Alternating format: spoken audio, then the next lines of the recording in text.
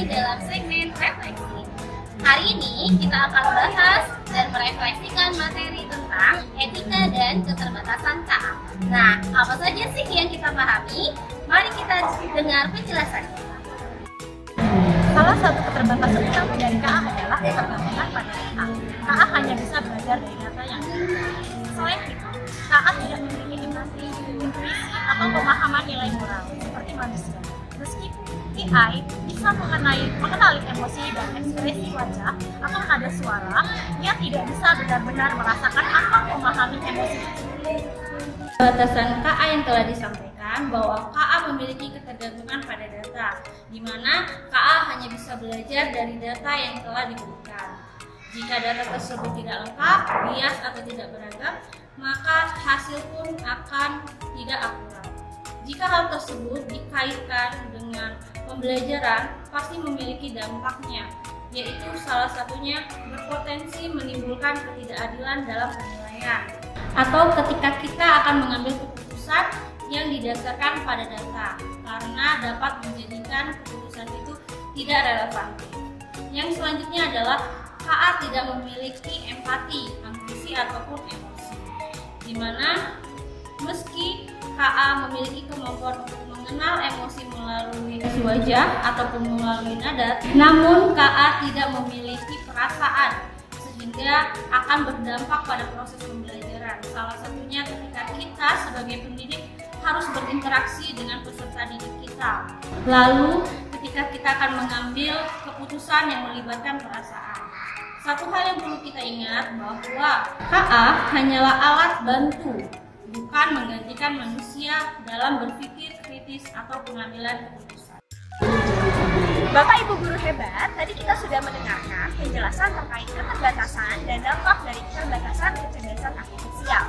Sekarang saya akan menjelaskan sedikit tentang prinsip etika penggunaan kecerdasan artifisial, yaitu prinsip transparansi. Jika pengguna, yaitu kita sebagai pendidik dan peserta didik, tidak tahu bahwa kecerdasan artifisial tidak benar-benar mengerti perasaan, maka akan terjadi pelanggaran transparansi. Contohnya dalam pembelajaran di sekolah, misalnya ada seorang siswa yang sedang sibuk, lalu berbicara dengan chatbot kecerdasan artifisial, yang malah memberi respon netral atau tidak relevan. Ini bisa menyebabkan salah pengertian jika kita tidak menjelaskan sebelumnya bahwa KA hanyalah sebuah alat. Prinsip selanjutnya dalam etika penggunaan KA itu adalah KA tidak boleh menampilkan konten yang bias atau mendukung stereotip tertentu. Contohnya dalam penerapan di sekolah saat menggunakan KA untuk membuat cerita, guru memastikan karakter dan peran dalam cerita yang dibuat itu tidak selalu berkaitan dengan stereotip gender atau latar belakang tertentu. Contohnya misalkan dalam membuat cerita, guru bisa membuat cerita anak perempuan bisa menjadi seorang pilot dan anak laki-laki bisa menjadi seorang perawat. Dengan demikian, kita akan menyimpulkan bahwa semua profesi terbuka untuk siapa saja. Nah, pemirsa KA wajib tahu nih, refleksi kita hari ini menunjukkan bahwa pentingnya memahami literasi digital dengan baik, benar, dan bertanggung jawab ya. Demikian informasi hari ini, semoga bermanfaat dan sampai jumpa di kesempatan berikutnya. Dadah!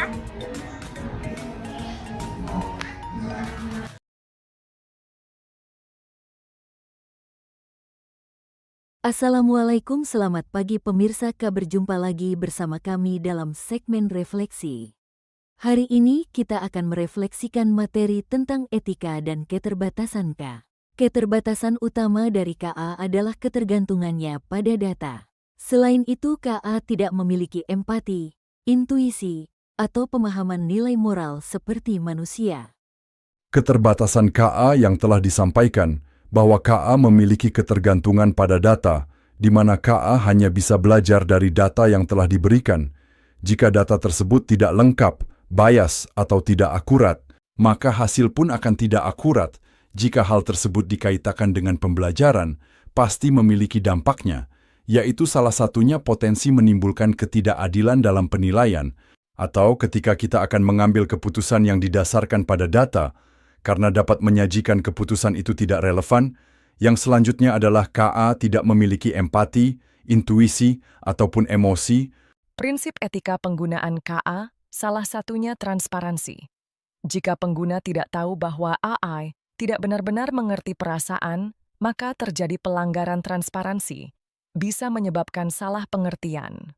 Etika dalam penggunaan KA itu adalah KA tidak boleh menampilkan konten yang bias, atau contohnya dalam penerapan di sekolah saat menerapkan KA. Nah, pemirsa, Kak wajib tahu nih bahwa pentingnya memahami literasi digital dengan baik, benar, dan bertanggung jawab. Ya, demikian informasi hari ini. Semoga bermanfaat dan sampai jumpa di kesempatan berikutnya. Dah.